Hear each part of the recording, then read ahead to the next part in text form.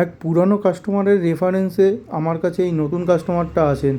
এসে বলেন, দাদা আমার এই ফোনটা দেখুন, ফোনটা সব কিছুই ঠিক চলছে, ডিসপ্লেও সুন্দর কাজ করছে, কিন্তু ডিসপ্লের মধ্যে কালারিং লাইন চলে এসছে, এই লাইনগুলো কোনোভাবে রিমুভ করা যাবে?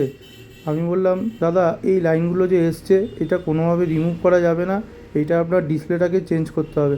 তখন কাস্টমার আমায় বলছে, না আমি তো ইউটিউবে অনেক ভিডিও দেখি, নিচে কেমন গ্যাস লাইটার ধরলে লাইনগুলো চলে যায়, আপনি সেটা পারবেন না? আমি বললাম, না ওই পদ্ধতি আমার জানা নেই। তখন কাস্টমার বলছে, ঠিক আছে তাহলে আমার ফোনটা দিয়ে দিন। আমি যখন কাস্টমারকে ফোনটা দিয়ে দিই, কাস্টমার ফোনটা নিয়ে চলে যায়, আবার 1 ঘন্টা বাদে ঘুরে আসে। ঘুরে আসার পরে আমায় বলছে, ঠিক আছে আপনি তাহলে আমার ডিসপ্লেটা পাল্টে দিন, এই ডিসপ্লেটার কত দাম পড়বে?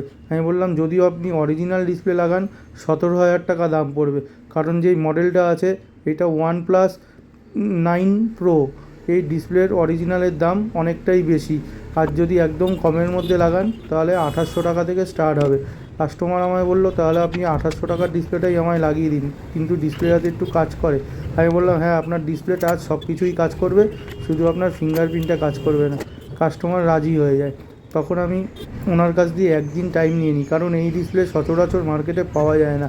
মার্কেটে খোঁজ নিয়ে দেখলাম একটা দোকানেই অ্যাভেলেবেল আছে। তো আমি নেক্সট দিন মার্কেট থেকে এনে সুন্দরভাবে ডিসপ্লেটা ফিট করে দিলাম।